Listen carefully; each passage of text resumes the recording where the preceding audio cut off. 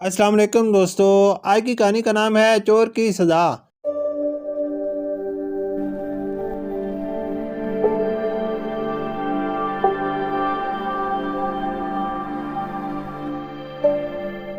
اسلم ایک super store میں داخل ہوا، پھر اس نے ایک مہنگی پرفیوم اٹھائی اور اسے اپنی جیب میں رکھ لیا۔ پھر اس نے ایک بہت ہی عمدہ گھڑی اٹھائی، اسی طرح کئی مہنگی چیزیں اپنی جیب میں رکھیں اور سپر سٹور سے باہر آ گیا۔ اس نے بہانہ بناتے ہوئے قریب ہی ایک دکان پر وہ چیزیں سستے داموں بیچ دیں۔ اس کی موٹر سائیکل بھی چوری کی تھی جسے وہ بے دردی سے چلا رہا تھا۔ راستے میں ایک برقع پوش خاتون اپنا پرس کندھے پر لٹکائے جا رہی تھی۔ وہ تیزی سے موٹر سائیکل چلاتا ہوا قریب سے گزرا اور خاتون کا پرس چھین کر تیزی سے ایک بغلی سڑک پر مڑ گیا۔ آلو لے لو، پیاز لے لو، کھیرا، ککڑی، بینگن، ٹماٹر، کریلے بھی ہیں اور ٹنڈے بھی لے لو، تازہ سبزی لے لو۔ کرمو روزانہ کی طرح آج بھی آوازیں لگاتا ہوا اس گلی سے گزر رہا تھا کہ اچانک ہیلمٹ پہنا ہوا ایک آدمی تیزی سے موٹر سائیکل بھگاتا ہوا اس گلی میں داخل ہوا اور دیکھتے ہی دیکھتے کرمو کے ٹھیلے سے بری طرح ٹکرا گیا۔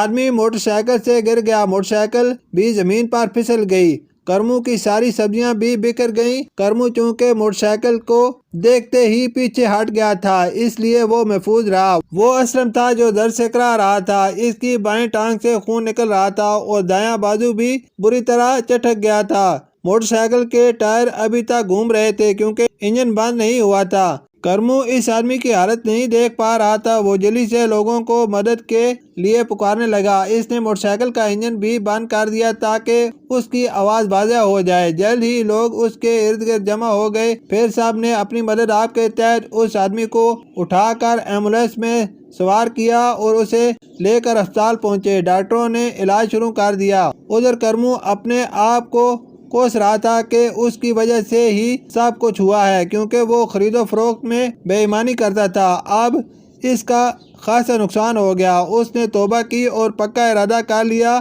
کہ اب کسی کے ساتھ دھوکہ نہیں کروں گا۔